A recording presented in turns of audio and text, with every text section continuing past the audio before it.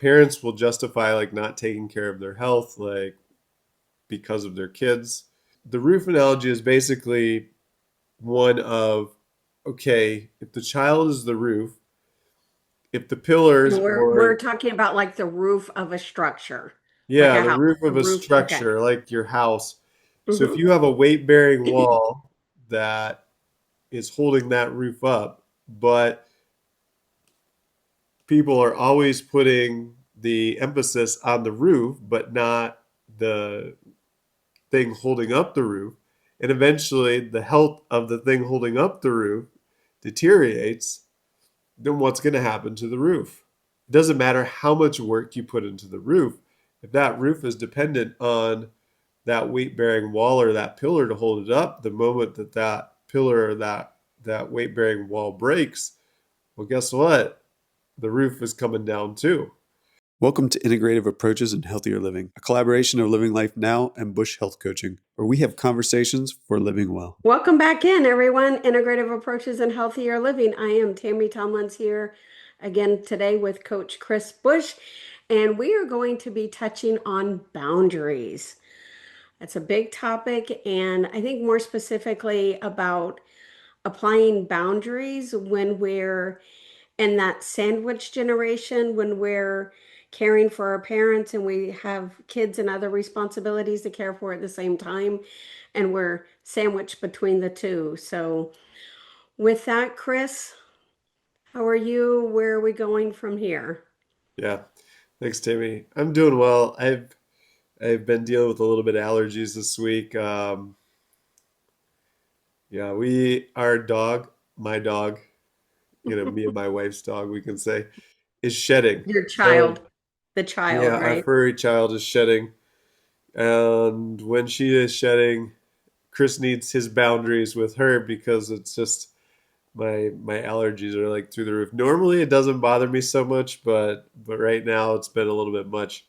So yeah, so guys, forgive me. I probably sound a little bit more nasally than what I normally do, but bear with me. I hope it doesn't have any impact on the topic, right? So, Yep, but for sure. yeah. But today we wanted to get into boundaries. A couple of reasons. We're coming into February already, and I know several of you guys have probably got some New Year's resolutions going on. Life is starting to happen. Things are just maybe starting to creep back in. Some of those New Year's resolutions are kind of becoming a little bit harder to keep as those things creep back in. They're But backsliding.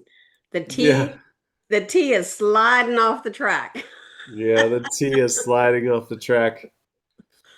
Yep. Tammy was doing really, really well this year so far. And, this last check-in, she's just had, a lot of things real wear. But she's in a very particular spot, and a lot of people are right now, especially in the US, the baby boomer generation, like Generation X, all because of just like how people have been having kids in the last, 40, 50, 60 years. And before that, it's kind of changed things a little bit. I mean, I know like, with my parents, we had like they had their kids young, but most of my brothers and sisters have waited until later.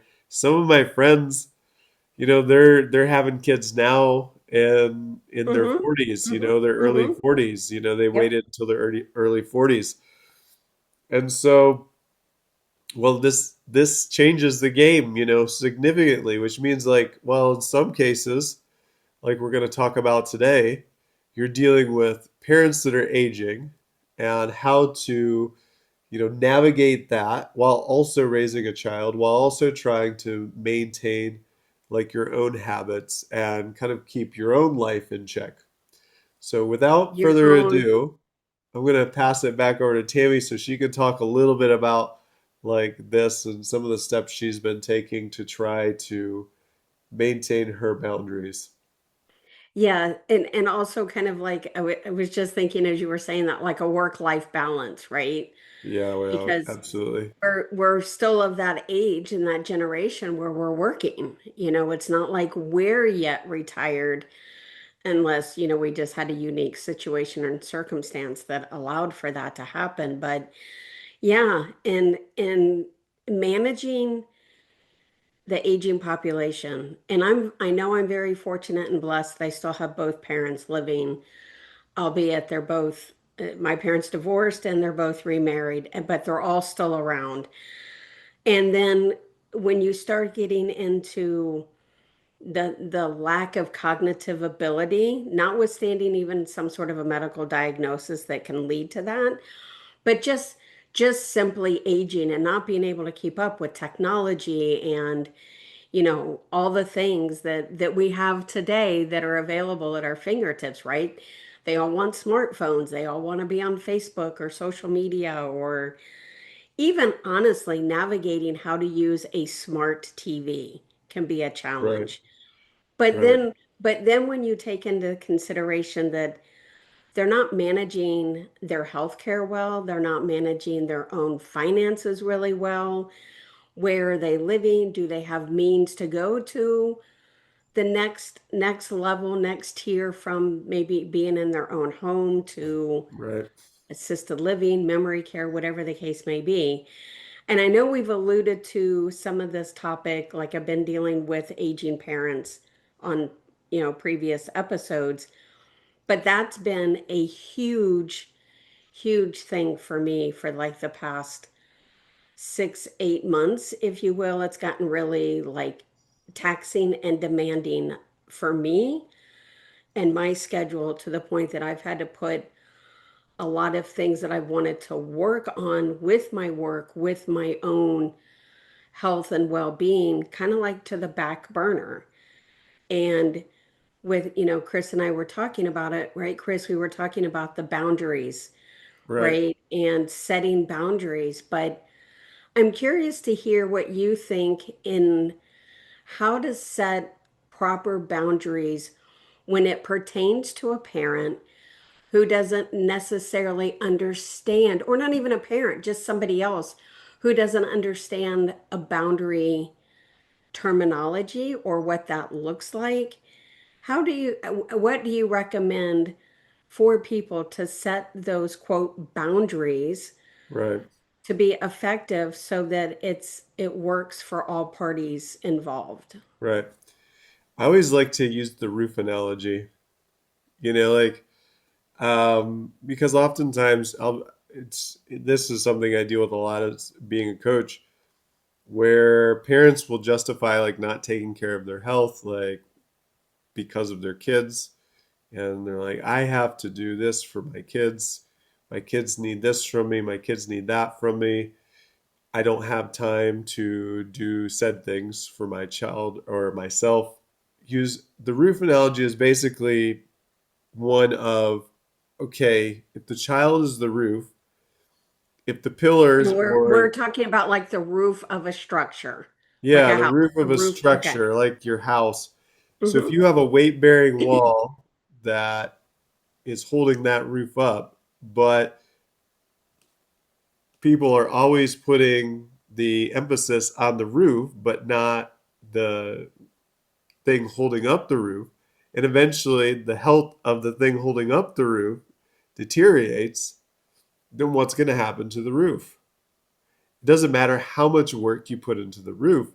If that roof is dependent on that weight bearing wall or that pillar to hold it up, the moment that that pillar or that weight bearing wall breaks, well, guess what? The roof is coming down too. And this holds true with aging parents as well, because the tables turn a lot of the times.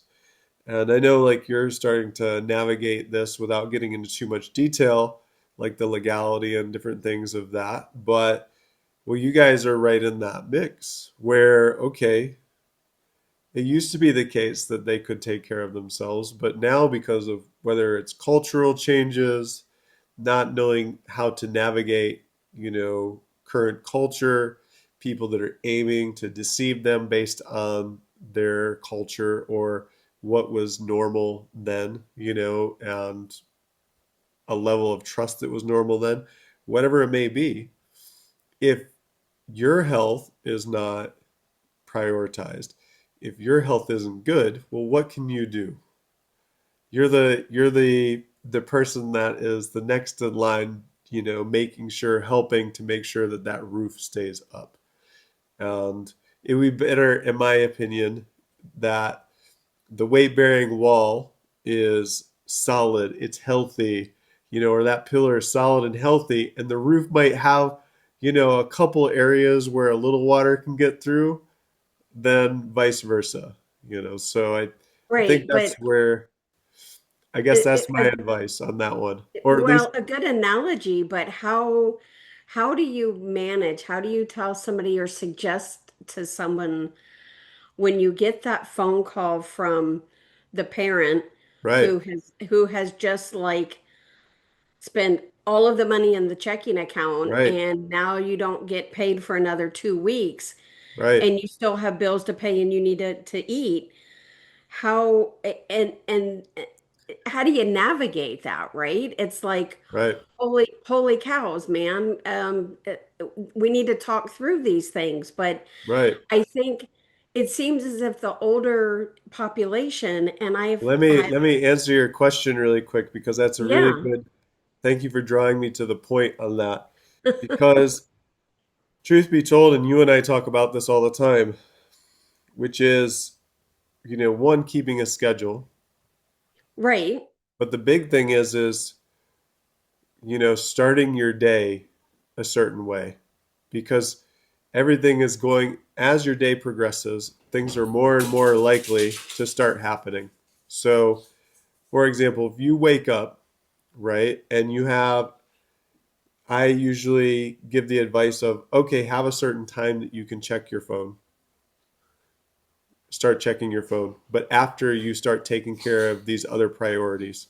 Because the reason for that is like if you start taking care of those priorities right away and you say have like 2 hours or so before you allow yourself to start checking your phone or answering your phone or whatever, and you knock your priorities out, you take care of your health, you figure out your day ahead of you, right? Then, well, most likely that 2 hours is not going to change what happened, but it will make a hell of a lot of difference for you and your health. Maybe that's your time with meditation, journaling, prayer, exercise, planning your nutrition for the day, getting your meals set out for the day, in your case, like sometimes meal prepping for the day, having those things ready because when you do get that call or when you do need to make that call, well, those things are ready, they're done, and they put you in a place where there's a beautiful proverb, about this, like, I can't even remember exactly how it goes, but I remember the song from whenever I was back in church, where about like the whole like building your house on the rock versus sand. Well, one case you're building your house on the rock, so of course the winds are going to come. Of course the rains are going to be there. They're going to come. But wouldn't you rather your house be on the rock than built on the sand? And that's the best piece of advice because truth be told, you give that time to yourself in the morning, you have the rest of the day, but you got it done. true, true. But what I'm hearing you say, I think, is we're circling back to my word of the year and being proactive, Proactive, yes, right? And in planning and putting laying the foundation that for the house that we're building, right? absolutely, So laying the yes. foundation. And I think a tip that works well for me, and to be honest, I've not done this in quite some time, and maybe we're discussing this to remind me and maybe help others to. I used to sit down at night before I would go to bed and list my top like 5 things that I needed to do or accomplish the next day. Tammy, So I that wanna I wanna hold you on that one. That is amazing that you just said that because that's exactly what I was thinking. Prioritize, and taking that time, like you're saying, what you're talking about right now is something we talk about so often in this channel, which is we don't have to call it journaling, just taking the time to plan and have a plan. And Mm-hmm. and you and I have talked about this so many times, establishing those priorities like early, like Mm-hmm. early in the day or having a list of priorities. Right, right. And I I'm think so I glad you think said that. and but I think sometimes though, because I've been really trying to be more mindful and intentional to be proactive, but I'm getting up in the morning and I'm doing that, right? Right. And it sounds great in theory, but the reality is for me, I think I'm more effective if I plan it the night before for the next day Yeah, if that works, and that's so great. not the morning of, because if I have a Right. terrible night's sleep or I'm getting up late or I have a headache because the food I ate, sent me in a tailspin or whatever, Right. then my morning doesn't always start out with me being super efficient Right. with, Absolutely. exercise, activity, meditation, any of those things really. So if I Absolutely. can plan it the night before, then I don't have to think so hard in the morning. Right. Another thing you and I have talked about, um, and I think it's a really crucial question to ask ourselves in regards to our planning and our journaling, because it really helps clarify in these moments where, like you said, like you wake up, you're having like food sensitivity issues, you have a headache, your energy is not what it normally is. And this question is this: what thing done right now will make the rest of my day easier? Because a lot of times when we have limited energy, we jump into these sometimes fire tasks that don't actually make anything else easier. They make it harder. But there's so many other things that, okay, they're a little bit lower hanging fruits. They're Mm-hmm. not causing us as much fear. They're not causing us as much anxiety, but they're going to help alleviate it. They're going to help us build, say, dopamine, which is going to Mm-hmm. help us accomplish these other tasks or these tasks that we really want to get around to eventually, and we'll get the tasks done that we already accomplished. Right. Hmm. No, I think these are all good thoughts, ideas, and tips for laying a foundation to help us. But I think as we go through this boundaries series that you and I spoke about creating, I really want to like try to tap in more on how do we create those boundaries with the family members, Absolutely. you know, whether they're biological or acquired, because, that happens, right? So many of us Right. have people that aren't our blood family that become our family, and that's a Right. beautiful thing. But we still have to be able to establish the boundary to protect and guard our space, our health and well-being. And yeah, I want to really see if we can dive into that a little bit more, because I know there's so many people that are caring for their parents. And I spoke to a friend the other day, and she's in her 70s. Her mother, God bless her, she's 96 years old, Yeah. and trying to figure out how to navigate that. And she lives 2 hours away from her. So Right. yeah, would love to expand upon this, and really honestly would love to hear from any of our listeners that maybe are dealing with this, navigating this, have been there, done that, so to Yeah. speak. What's working for them? Share. Yeah, please, please, please, please share your story, your journey, so that we can all learn and share and grow together, because that's what life is about, right? Somebody asked me the other day, why did you want to why were you sharing your story? And I'm like, because and that's how we learn, right? Yeah. Experience similar situations and circumstances. Granted, the names are not the same, kind of like the movies, right?